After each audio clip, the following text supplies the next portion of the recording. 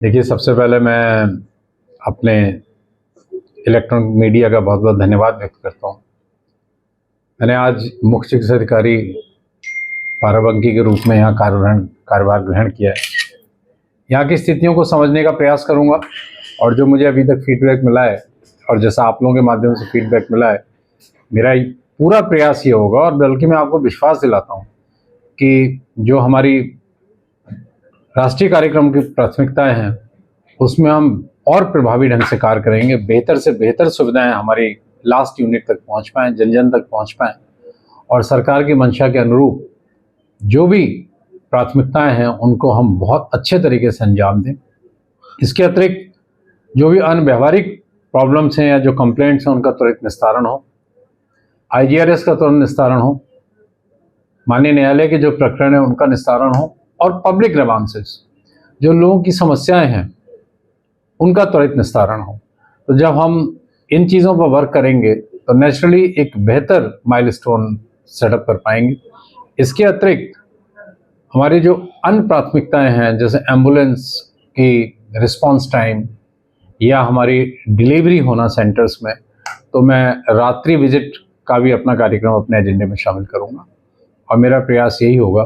कि हमारी जो CSC हैं वो अच्छे से क्रियाशील हों और सिर्फ कागजों में नहीं, प्रभावी रूप से क्रियाशील हों और उनको हम बेहतर तरीके से सेवा देने के क्रियाशील कर पाए।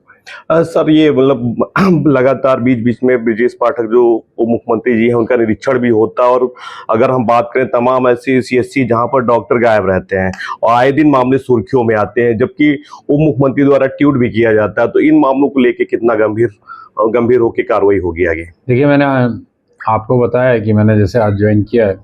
मैं आपको विश्वास दिलाता हूँ कि मैं सभी सामुदायिक स्वास्थ्य केंद्र, चाहे वो मदर CSCs हों या नॉन मदर CSCs हों, उनका स्वयं निरीक्षण करूँगा और इस बिंदु को प्राथमिकता से देखूँगा, स्वयं देखूँगा और मेरा पूरा प्रयास ये हो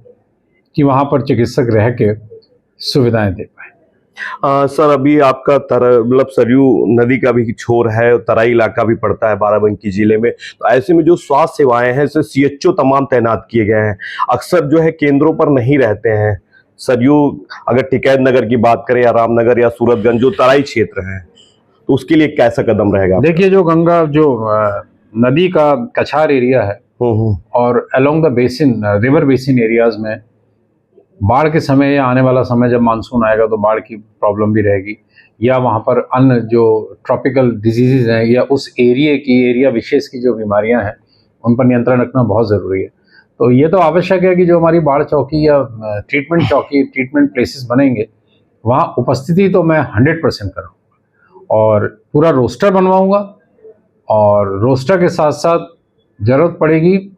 तो बोर्ड के माध्यम से भी चिकित्सीय दल जाएंगे और इन पर किसी भी तरह की कोताही क्षम्य नहीं हो।